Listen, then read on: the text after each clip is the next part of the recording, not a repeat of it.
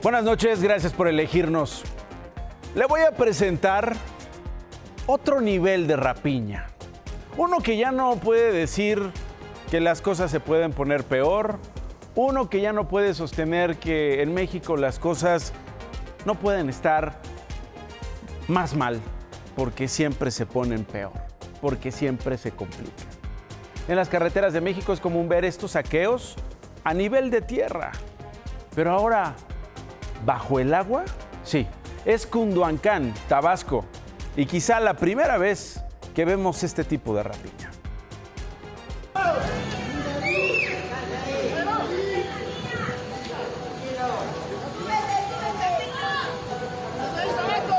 ¡Ya está arriba!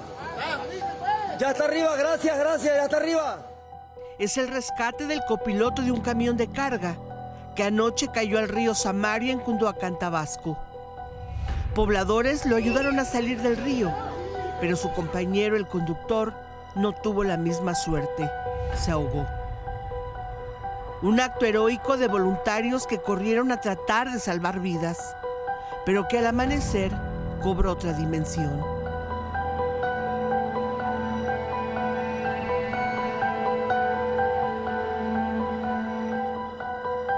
La rapiña modalidad acuática. Esta vez los voluntarios llegaron a bordo de un cayuco, se les unieron 3 buzos y al menos una docena de saqueadores colgaron cuerdas en la barra de contención del puente que atraviesa el río.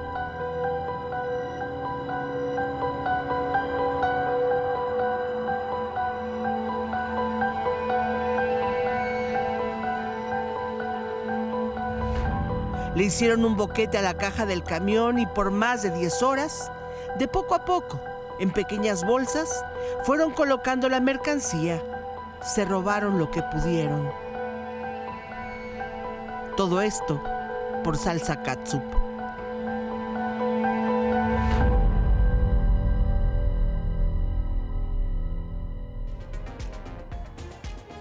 En paz descanse el chofer. ¿Detenidos? Ninguno. Solo un nivel más elevado o bajo de rapiña documentadas en estas imágenes. Y ahora esta historia. ¿Recuerda este momento? Ocurrió hace 9 años. El entonces presidente de México, Enrique Peña Nieto, reconocía al policía federal Iván Morales, un agente de inteligencia que sobrevivió al ataque del cártel Jalisco Nueva Generación en Villa Purificación.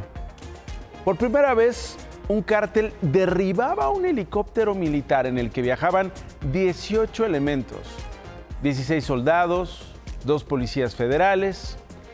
La mitad murió y uno de los sobrevivientes era precisamente él, Iván Morales.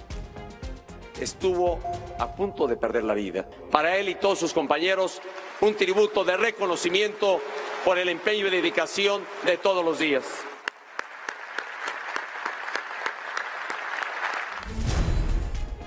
Ayer, después de casi 10 años de vivir con miedo, de sobrevivir escondiéndose del crimen organizado, fue asesinado en Temisco, Morelos. Iván Morales y su esposa viajaban en una camioneta negra por Temisco, Morelos, cuando una Urban blanca les cerró el paso. Hombres armados bajaron de ella y les dispararon. Después del crimen, abandonaron las armas y huyeron a bordo de motocicletas. Se ocurrió la agresión en contra de un hombre y una mujer que fallecieron a bordo de una camioneta negra. Las víctimas iban sobre esta zona cuando pues fueron atacadas a balazos. No hay detenidos. Hoy hablamos con nuestra colega Mónica Romero, quien meses después de que él sobreviviera, meses después de que se escondiera, dio con este sobreviviente y lo entrevistó.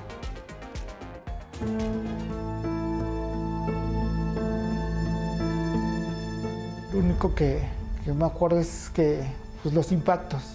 Eso es de lo único que me acuerdo, que cómo se escuchaban los sonidos, ¿no? Cómo pegaban la lámina o cómo pasaban o cómo veías que pasaban las balas de calibre 50.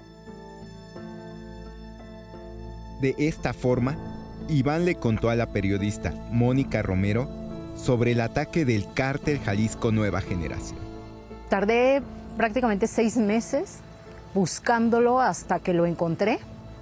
De que lo encontré tardé otros 3 meses, bueno, como un mes y medio en que me aceptaran una reunión. Me citó en un lugar público en Morelos, desgraciadamente donde fue asesinado. Rentamos una casa muy grande, que tuviera espacio para poder hacer la entrevista y que él se sintiera seguro. Quitamos todo para que no hubiera nada que pudiera ser reconocido en las imágenes por parte de quienes lo buscan, ¿no? Nosotros lo tratamos de protegerlo lo más que se pudo. Yo lo acompañé, incluso le compramos una muda para que no usara su ropa para la entrevista. Hace año y medio, le contó con detalle lo que pasó en ese trágico día. El 1 de mayo de 2015, militares y policías federales realizaron un operativo secreto para detener al líder del cártel Jalisco Nueva Generación, Nemesio Ceguera, el Mencho. A nosotros no llevamos comunicación para nada, ¿no? Por lo mismo, digo, para que no se filtrara la información. Iban en 4 helicópteros. La intención era que uno bajara, eliminara cualquier riesgo, detuvieran al capo y se lo llevaran en la segunda aeronave. En la entrevista, le cuenta a la periodista que en Villa Purificación, Jalisco, detectaron al convoy donde viajaba, pero al acercarse, fueron recibidos con un fuerte ataque con lanzagranadas, Barrett calibre 50 y armas largas.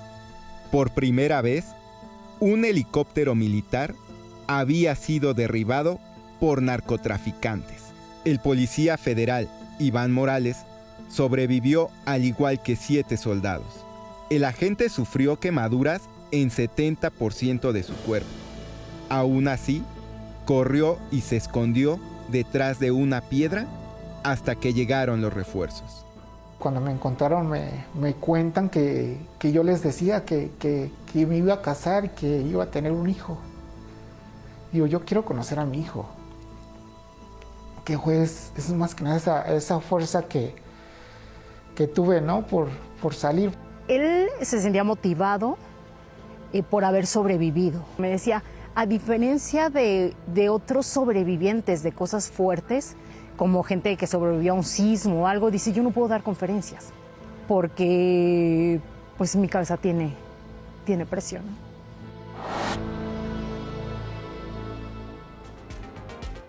Cumpliéndose ya prácticamente 10 años de ese ataque al que sobrevivió y finalmente Morales fue asesinado en Temisco, Morelos. Tengo más que contarle esta noche. Quédese.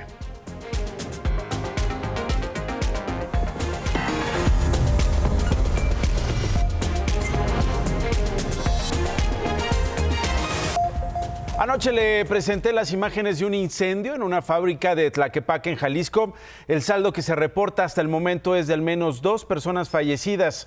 Y es que hay 26 heridas y 3 desaparecidas.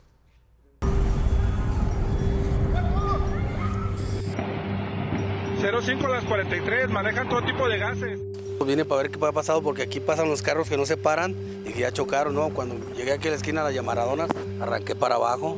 Y ya vio cuando pasaban a cuenta quemados, se los recogían los carros que pasaban, los ayudaban pues, se los llevaban así quemados. Pasó gente sin ropa quemada y pasó gente con la cabeza medio, el pelo quemado. Ayer por la tarde el fuego y sucesivas explosiones envolvieron una fábrica de aerosoles en la colonia Álamo Industrial, en los límites de Guadalajara y Tlaquepaque, en Jalisco, una zona donde conviven naves industriales y casas habitación. El incendio dejó varios heridos, entre ellos Janet Berenice, la hija de la señora Erlinda. Me dan muy pocas esperanzas. Está muy grave, muchacha, y me dijeron que la habían traído aquí al centro médico y por eso estoy aquí, ya la vi. Cuando llegué ya la habían metido y la vi, está toda quemada, mi niña, toda quemada. La intensidad del fuego y las explosiones dejaron en la calle autos y miles de latas calcinadas. Las llamas se propagaron a 2 empresas y a una bodega farmacéutica. Por el siniestro, se reportó la desaparición de 3 personas. Una de ellas es Gloria, quien es buscada por Ana, su mamá. Ayer fue a 3 seguros y nada, y ahorita dice mi hijo que se fue al CEMEFO a ver si acaso está por allí.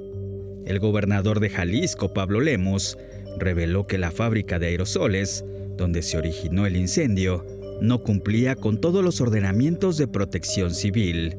Tampoco era el primer incendio que se registraba. Hace 1 año y medio se murió un vecinito que trabajaba ahí también, y también quemado, también se quemó, pero él sí se murió. Por eso ahora que no se me muera mi hija. Ojalá que no. Según el gobernador de Jalisco, Pablo Lemos, una de las empresas a donde precisamente se propagó el incendio es la proveedora del 80% de artículos para diálisis a nivel nacional, por lo que pidió que no fuera clausurada para evitar un desabasto.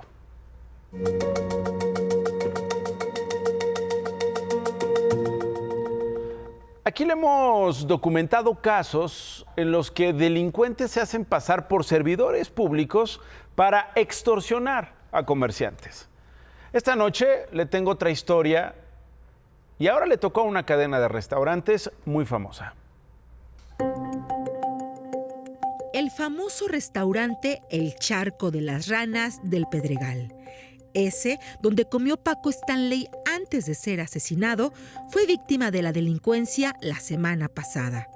De acuerdo con empleados, 2 hombres llegaron a la taquería, se hicieron pasar por trabajadores de la alcaldía Álvaro Obregón y pidieron hablar con el gerente. Ahí le solicitaron documentos. Los tenía a la mano porque acababan de hacer trámites con el Instituto de Verificación Administrativa. Aún así, les pidieron 60,000 pesos para no clausurar el establecimiento. Al gerente le pareció sospechoso y llamó a la alcaldía para verificar la información. Personal que sí es de la alcaldía fue al negocio y descubrió que era un intento de extorsión. La policía detuvo a los 2 delincuentes. Uno de ellos fue identificado como José Leonor, de 67 años, trabajador de base de la alcaldía. De acuerdo con su declaración patrimonial, tiene un puesto operativo desde 1994. Mientras que el otro detenido es Sergio Rigoberto, de 61 años, quien también trabajaba en la alcaldía, pero que se dio de baja desde 2011. Hemos venido haciendo varias detenciones, en algunos casos con credenciales apócrifas, ni siquiera con diseños de la alcaldía. Se presentan en algún domicilio, se ostentan como tal persona, pues piden dinero para que no suceda X condición que pues no tienen ni siquiera cosas que ver y que pueden ir desde los 1,000 pesos hasta lo que acabamos de vivir en el Charco de las Ranas, que es el monto que nos hemos enterado de mayor cantidad, que son 60,000 pesos. Ambos ya fueron vinculados a proceso.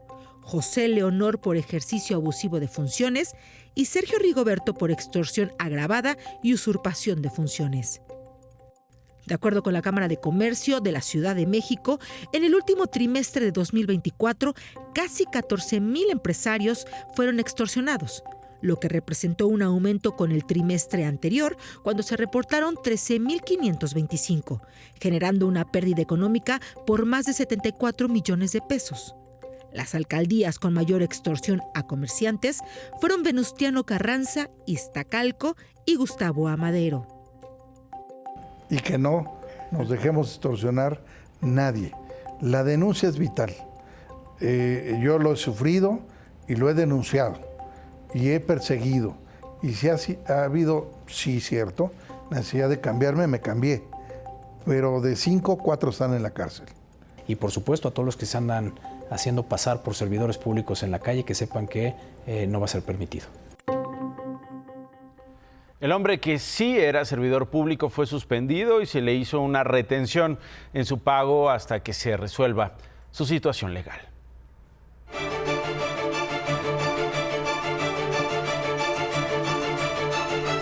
El gobierno de México confirmó que va a impulsar una reforma para reducir la jornada laboral. El secretario del Trabajo, Marad Bolaños, confirmó que se busca instaurar una semana laboral de 40 horas de aquí al 2030. O sea, todavía falta, todavía cuelga. Para ello, convocó a trabajadores, empresarios y académicos a participar en foros que se realizarán en todo el país entre el 2 de junio y el 7 de julio. Con el fin de acordar detalles para conseguir este objetivo. El funcionario lo anunció durante la conmemoración del Día del Trabajo de este 1 de mayo en Palacio Nacional. Por eso me entusiasma anunciar que por instrucciones de nuestra presidenta, la doctora Claudia Sheinbaum, comenzaremos con la instauración paulatina y gradual de la semana laboral de 40 horas en nuestro país. Reduciremos de manera gradual la semana laboral hasta llegar a más tardar en enero del año 2030 a un total de 40 horas semanales. Por el Día del Trabajo se presentaron diversas manifestaciones en ciudades del país, pero también en otras ciudades en el mundo.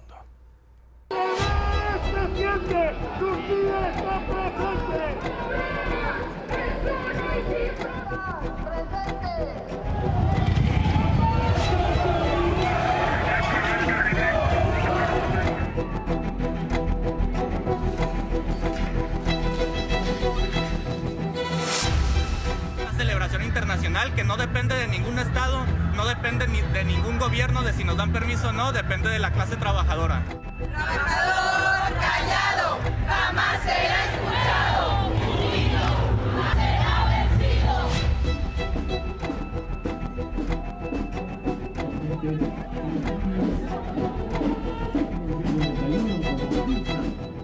¡Te moriste, Paquita!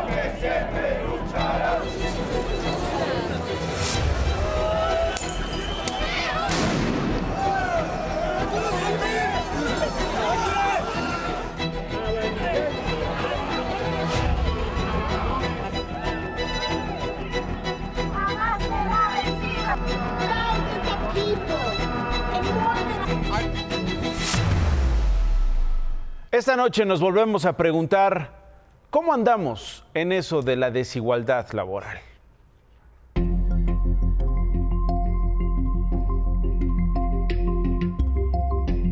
Mercado laboral en México. ¿Cómo vamos? Según Marad Bolaños, titular de la Secretaría del Trabajo y Previsión Social, de 2018 a 2024, el número de empleos creció un 19.2%. Hasta enero de este año, la población económicamente activa era de 59.4 millones de personas. 24 millones son mujeres y 35 millones son hombres. Pues sí, tengo 2 trabajos porque vivir sale caro. ¿Qué hay del vendedor de papitas o el bolero de la esquina de tu casa?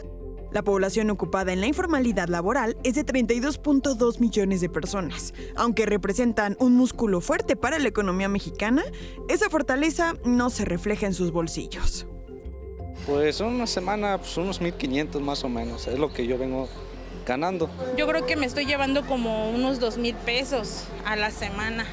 O sea, se ha bajado bastante la venta y aparte los precios están elevadísimos. En marzo de este año, la Encuesta Nacional de Ocupación y Empleo reveló que la tasa de desocupación fue de 2.7%, o bien 1.6 millones de personas sin chamba. Trabajaba en un call center. Se supone que mi sueldo completo era de 16,000 mensuales, pero me pagaban 10,000. Eran jornadas de más de 48 horas, un día de descanso. Estaba muy pesado, muy pesado.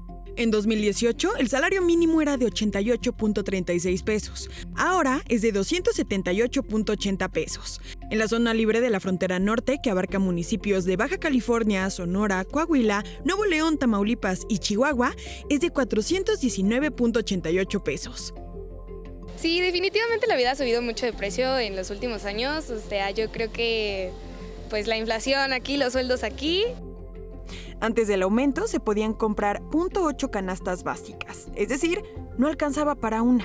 Hoy en día ha subido a 1.8. La presidenta Claudia Sheinbaum espera que para 2030 un salario mínimo compre 2,5 canastas básicas. Pero, ¿alcanza o no alcanza? No alcanza. No alcanza. Pues alcanza a medias, ¿no? Es complicado. Pero no es igual para todos. Hasta el último trimestre de 2024, el número de mujeres en edad de trabajar era mayor que el de los hombres. Sin embargo, en la realidad, ellos tienen más trabajo que ellas. Y sí, siguen ganando más. El ingreso promedio mensual de un hombre es de casi 11,000 pesos y de las mujeres de apenas 9,000.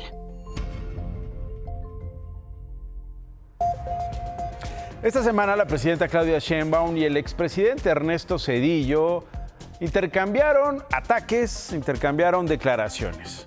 Hubo un texto del priista que desempolvó el Fobaproa. Hoy así se presentó el tema, el asunto, el seguimiento de esta confrontación en la mañanera del pueblo en Palacio Nacional. Dice Zedillo que se auditó el Fobaproa y que se entregaron los resultados en su momento. Miente feo. De lo que está aquí en el reporte de que le llamaron confidencial, pero que en realidad era secreto, de operaciones reportables identificadas. Son 73,775,429,262. Esto fue lo que Zedillo, con la complicidad del PAN, ocultó. Y vino el siguiente golpe al expresidente. Hubo reacción también en Palacio Nacional por un audio publicado del que no hay autentificación ni verificación y que relacionaría a Nilda Patricia Velasco, de quien es esposo Ernesto Zedillo, con supuestos líderes del cártel de Colima. Tiene que investigarse todo esto que se hizo público ahora. Es importante que se investigue. Porque, repito, hay mucha hipocresía en el conservadurismo. ¿De qué audio se trata? Es una serie de cassettes que habrían sido digitalizados y donde presuntamente se escucha la voz de Nilda Patricia Velasco y que publicó César Gutiérrez Priego, quien quiere ser ministro de la Corte y es hijo de Jesús Gutiérrez Rebollo, condenado por diversos delitos. ¿De la buena? Oh, pero bueno, ¿cómo te sale? O como tú, de la que tú quieras. De la que tú. Mira, ahorita está cobrando, del puro cocinero está cobrando 14. Ok, 14, el otro 2,500, el local 12 pesos. Pues nosotros estamos haciendo lo que te dije. Más noticias. En un operativo conjunto entre autoridades federales y locales, fue detenido en Querétaro Armando, alias El Ajenjo, presunto jefe de plaza del cártel Nuevo Imperio, que opera en la Ciudad de México y el Estado de México. Sergio Salomón Céspedes fue nombrado nuevo titular del Instituto Nacional de Migración en sustitución de Francisco Garduño. Céspedes se comprometió a impulsar una política migratoria que atiende la movilidad humana con un enfoque ordenado, regular y seguro. Autoridades del Centro de Ciencias y Humanidades de Naucalpan confirmaron la muerte de César Emiliano, estudiante de 16 años que perdió el conocimiento al interior del plantel durante un evento cultural. El joven falleció horas después en el Hospital General del municipio mexiquense. La presidenta Claudia Sheinbaum destacó que México está en primer lugar entre los países del G20 en la evaluación de la vida o bienestar, de acuerdo con datos de la encuesta State of the Global Workplace de Gallup.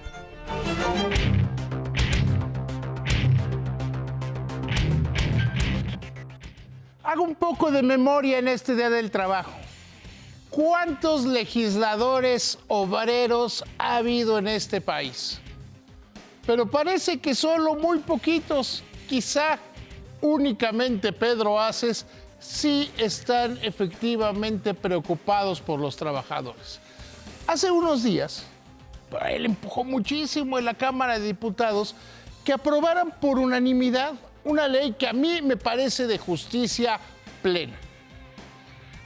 Que los trabajadores que hoy solo ganan por propina, es decir, los propineros, tengan que ser contratados, tengan seguridad social, es decir, fondo de pensiones, es decir, acceso al Instituto Mexicano del Seguro Social, es decir, Infonavit.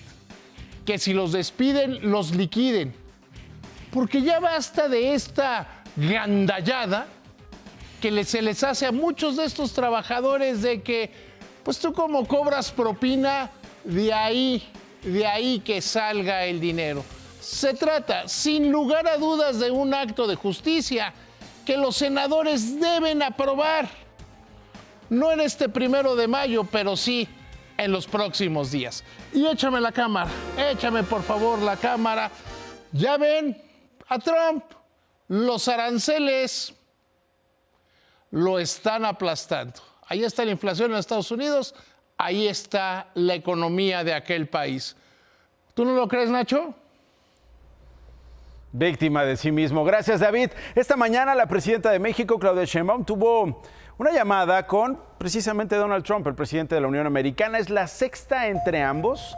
La doctora Sheinbaum dijo que hablaron sobre impulsar el comercio entre ambas naciones, particularmente incrementar las compras de México a Estados Unidos. Y es que México es un país que le vende muchísimo. Por lejos, es el país que le vende más a la Unión Americana. Ahora, pues tendríamos que comprarle más a los Estados Unidos. Hablaron sobre fortalecer el tratado comercial México, Estados Unidos y Canadá. Sheinbaum dijo que también abordaron el tema de los distintos tipos de aranceles que Trump ha impuesto y que hay avances, aunque dijo la doctora, no hay todavía un acuerdo. Fue una muy buena conversación. Y aunque no hay un acuerdo específico, lo importante es que estamos trabajando en ello. Y hay un deseo por parte del gobierno de los Estados Unidos y nuestro en que alcancemos todavía mejores acuerdos en materia comercial. Esta fue la llamada, una llamada muy cordial. Es una buena señal de que seguimos avanzando. Por cierto, Donald Trump hizo el primer cambio importante de su gabinete. Relevó a Mike Waltz, quien era su consejero de Seguridad Nacional. Este hombre se vio ligado a un escándalo en el que él y otros funcionarios intercambiaron información confidencial sobre un ataque en Yemen a través de Signal, una app de mensajes. Pero Trump no lo dejó sin trabajo. Waltz es un nuevo candidato a embajador en la Organización de Naciones Unidas. Mientras tanto, el secretario de Estado, Marco Rubio, va a dirigir el Consejo de Seguridad Nacional de forma temporal. La Oficina de Control de Activos Extranjeros del Departamento de Tesoro de la Unión Americana impuso, por cierto, hoy ya ha confirmado nuevas sanciones a presuntos operadores del cártel Jalisco Nueva Generación por tráfico y huachicoleo y designó como narcotraficantes significativos a los hermanos César, Álvaro y Remigio Morfín. César, a quien le dicen el primito, lo identifican como líder del cártel en Tamaulipas y a sus hermanos como cómplices. Dicen que usan dos compañías también sancionadas para vender combustible robado en los Estados Unidos. El Departamento del Tesoro afirma que el robo de combustible es la fuente de ingresos no relacionada con drogas más importante para los cárteles mexicanos. Más noticias.